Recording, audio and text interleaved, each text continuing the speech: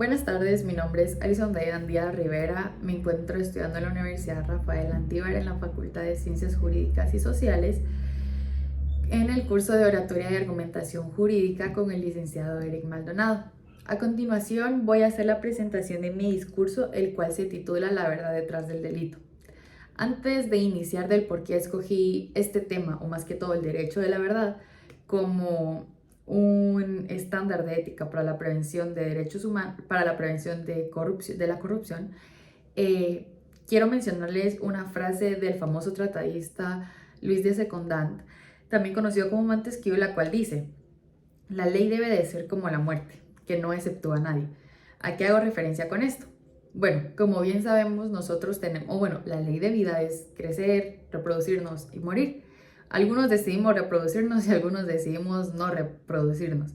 Pero esta es la ley de vida. Todos tenemos ese fin, el cual es morir. La muerte es algo que ninguno podrá evitar en algún momento o en alguna circunstancia. Y esto hace referencia a la frase de que la ley debería de ser como una muerte. O sea, hace referencia a que nadie debería estar absuelto de ser juzgado o de que la ley lo proteja. A esto hace referencia. ¿Por qué escogí la verdad como derecho inherente de la persona humana? Como bien sabemos, la verdad es un derecho que todos poseemos o del cual nosotros estamos facultados, el cual podemos exigir ante la justicia de que pues, se respete o que se haga valer. Mi tema o mi discurso va más enfocado a la verdad detrás del delito de los procesos judiciales penales. Como bien sabemos, el delito es la acción típica, antijurídica y culpable que comete una persona. Entonces, ¿a qué hace referencia esto? Aquí es una acción exteriorizada, o sea, es una acción que se realiza en la vida cotidiana, o sea, no en la vida cotidiana, pero se realizó, se exteriorizó. Antijurídica porque no es, la ley nos indica que es algo que no se debe realizar y que es un delito. Y culpable porque tengo la capacidad legal de ser culpable, o sea, de que me declaren culpable. A esto hace referencia lo que es un delito. Entonces, la verdad detrás del delito. Yo me enfoqué más que todo en los procesos penales, los cuales podrían ser extorsión, los cuales violación, secuestro, asesinatos, homicidios. A esto hace referencia más que todo mi tema y pues el por qué escogí la verdad. Bueno, la verdad no es absoluta, es completamente relativa, porque si, yo no podría explicarles a ustedes qué es la verdad, porque si yo me pusiera a explicar qué es la verdad, simplemente les diría, es lo que sucedió, es lo que sucedió, bueno, mencioné anteriormente, es lo que sucedió, es lo que pasó, es lo cierto, es lo concreto, es lo claro. Eso podría decirles yo que es la verdad, pero lo que es verdad para mí no va a ser la verdad para otra persona. Esto quiere decir que para mí la verdad va a ser en base a mis creencias, mis valores y mis actos exteriorizados día con día, pero no va a ser la misma verdad para mis compañeros. Un ejemplo, ¿verdad? Entonces, a eso hace esto referencia, a que la verdad, pues, es relativa. No existe una verdad absoluta, pero ¿por qué quise meterme a este tema de la verdad? Porque la verdad en un proceso siempre existe una verdad y en uno penal también, más que todo en los penales. ¿Por qué? Porque, bueno, pondré un caso bastante claro. En Guatemala nosotros tenemos un gran índice de violaciones, de secuestros, pero en este caso nos fijaremos en violaciones a menores de edad. Entonces, como bien sabemos, tenemos una tasa gigantesca de violaciones a menores de edad. En este caso me enfocaré a violaciones de menores de edad del sexo femenino. ¿Por qué? Porque en Guatemala nosotros tenemos un pensamiento o somos un país muy conservador aún, que no está acostumbrado a hablar de ciertos temas. En este caso podría ser la educación sexual, entre otras cosas que realmente son problemas sociales que nos afectan a cada uno de nosotros. Pero en este caso, este tema es muy sonado, muy tocado y a la vez muy poco hablado. ¿Por qué? Porque la gente no está acostumbrada a hablar este tipo de cosas, la gente no está acostumbrada a escuchar lo que sucede y más bien o más que todo a aceptar la realidad social. Entonces, esto no justifica ningún acto, pero sí quiero hacer referencia a que todo esto también es problema de la poca educación sexual que se recibe. Y no hablo solamente de la capital, sino hablo de todos los departamentos y municipios que nosotros tenemos.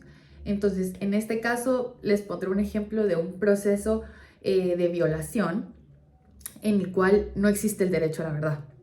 Como bien sabemos, si una menor fue violada es porque fue abusada y tuvo que haber un sujeto, no importa si fue femenino o, bueno, del sexo femenino o del sexo masculino, pues esto sucedió. ¿Qué sucede y por qué pongo este caso? Porque muchos de estos casos tienen una mora gigantesca en su proceso. Esto quiere decir que son demasiado tardados, demasiado, bueno, más que todo poco vistos, poco resueltos. Pero ¿por qué hago este tema? Si una persona que tiene dinero abusa de una menor, la cual no posee recursos, pues esta menor, bueno, claro, con la representación legal pertinente, pone una denuncia en contra de esta otra persona, pero esta otra persona posee dinero, posee contactos, entonces automáticamente se archiva el caso. Esto quiere decir que le vulneraron a ella el derecho de la verdad, el derecho de que se sepa lo que sucedió. Esto no quiere decir que se revictimice a la víctima, sino que se sepa el por qué sucedió, el qué le sucedió y que se dé el fallo judicial pertinente. ¿Por qué hago referencia al derecho de la verdad como ética para prevención de la corrupción? Porque el que dicta la sentencia es el juez, la persona encargada de dictar la sentencia o el fallo judicial es el juez, lo lamento.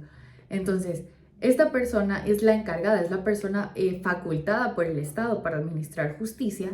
Entonces, si esta persona no realiza su quehacer, no realiza y no respeta los derechos de las otras personas, esta persona estaría siendo completamente corrupta. Y de hecho, esta otra persona, la cual decidió pagar para que se borrara el expediente, para que se archivara el caso, esta persona también es corrupta. Entonces, ¿por qué hablo como estándar de corrupción? La verdad, como les mencionaba, es totalmente relativa. Entonces, todos tenemos moral. Sabemos qué es lo bueno de qué es lo malo. Sabemos que si pateamos a alguien no está bien y sabemos de que si ayudamos a alguien a subir las escaleras está bien. Pero hay personas que aunque lo distinguen, lo realizan. Entonces, en este caso, esta persona fue automáticamente corrupta, el juez fue corrupto, los abogados fueron corruptos. Entonces, vemos que los valores de la gente no están bien cimentados o los deja pasar por alto. Entonces, ¿por qué hago referencia de esto como ética de prevención? Como derecho de, como ética de prevención. Sí, prácticamente hago la énfasis a la ética como la prevención de la corrupción. ¿Por qué? Porque si nosotros somos éticos, tanto en valores como moralmente, nosotros estaremos bien cimentados de lo que debemos y de lo que no debemos hacer. Pero en la verdad, pues en todos los procesos judiciales, ahí sí existe una verdad absoluta. ¿Qué es lo que sucedió? ¿Qué es lo que pasó? No sabemos si está del lado activo o del lado pasivo. Pero de que existe una verdad, la cual únicamente se sabrá siempre del sujeto activo y el sujeto pasivo. De la forma en la que esto se exteriorice, no sabemos si fue... si cuando se exteriorice no sabemos si esto va a ser real o no va a ser real, si dijeron la verdad o si no dijeron la verdad, pero la verdad absoluta en un proceso judicial siempre va a existir entre las dos partes. Cómo el proceso judicial se lleve o cómo no se lleve, esto dependerá de las partes, pero podríamos hacer mucho énfasis también en que todos merecemos el derecho a la verdad y este no debería ser vulnerado. Por ejemplo, en el caso de algún asesinato, pongamos un ejemplo de que un chico murió, fue asesinado y pues se encuentra el cuerpo del chico y la familia pone la denuncia pertinente, se hacen las investigaciones pertinentes y se encuentra al culpable. Pero luego la familia a la familia no se le dice exactamente qué fue lo que sucedió, cómo sucedió, simplemente se le dice fue asesinado y se encuentra la persona, pero no se le ha dicho cómo fue que fue asesinado. Un ejemplo, esto suele suceder muchas veces y muchas veces no se encuentra el responsable. Simplemente se les dice, sucedió esto, pero puede ser que hayan sucedido muchísimas más cosas.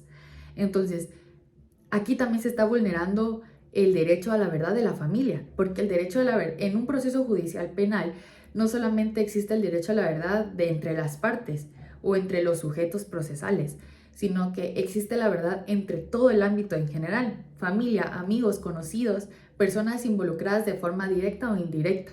Entonces, el derecho a la verdad lo tenemos que entender como algo que todos poseemos, de lo que todos estamos facultados, pero también que es demasiado vulnerado y existe demasiada corrupción en nuestro país, más que todo, porque es a lo que me estoy haciendo referencia, al país Guatemala, en su legislación, en la forma en la que se dicta sentencia, en los fallos judiciales.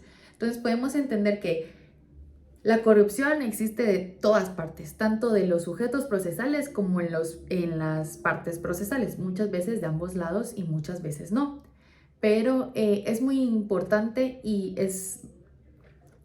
deberíamos de tomarlo en cuenta, porque aunque no lo tengamos legislado textualmente, es algo que realmente todos nosotros poseemos y deberíamos de respetar y entender de que cuando empieza mi derecho, acaba el de otro, y cuando acaba mi derecho es porque empieza el de alguien más. Entonces es bastante interesante ver cómo, bueno, como mencionaba anteriormente, el tema o la frase de Montesquieu, también me gustaría acabar en que si se realiza una injusticia ante una persona, no solo está siendo violentado el derecho de esa persona, sino también el de nosotros.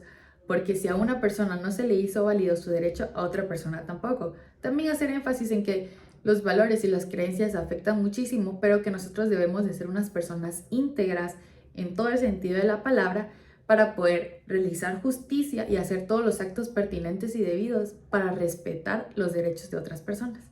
Y para terminar, me gustaría terminar con otra frase del famoso tratadista que mencioné anteriormente, el cual dice: cualquier injusticia contra una sola persona representa una amenaza ante todas las demás. Gracias.